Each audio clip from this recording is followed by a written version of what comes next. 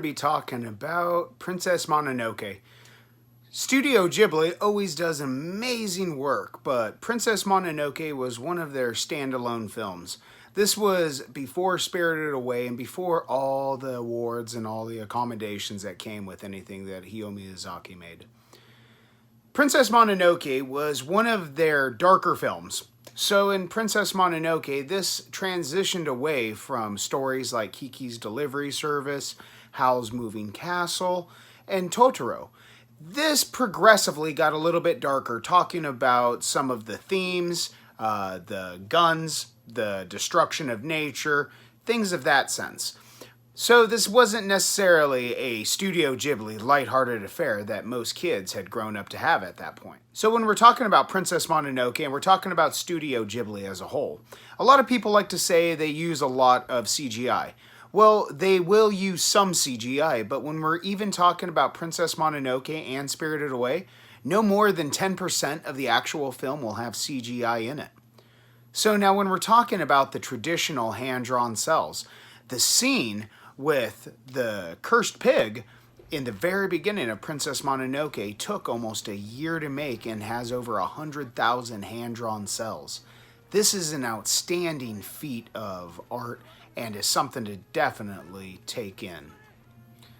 So when Studio Ghibli was deciding to want to try to bring Princess Mononoke over to the States, they had decidedly a hard time actually making this happen. It took almost 3 years for Princess Mononoke to come over. And Miramax Studios, which was at that point in time helmed by a sleazebag in himself, Harvey Weinstein, who was notorious for wanting to make cuts.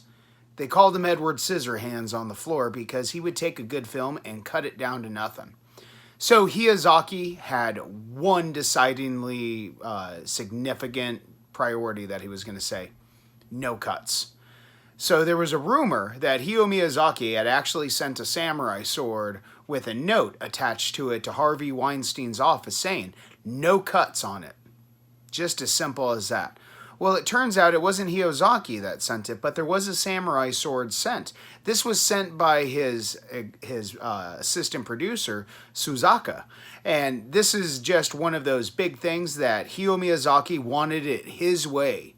There was not going to be any negotiations on how Princess Mononoke was going to be edited and cut. So what we got in the actual theaters and film was the unedited Hiyao Miyazaki idea for Princess Mononoke. Princess Mononoke led the way because with its success in theaters and films worldwide, this gave Studio Ghibli the ability to make Spirited Away, which was an Academy Award success and garnered so many awards worldwide.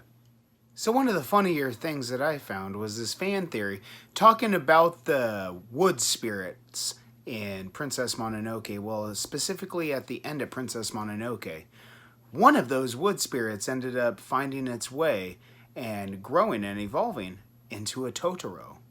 That's an amazing idea. And so I love this concept because we know that Hiyao Miyazaki connected a lot of his films with different things and different references.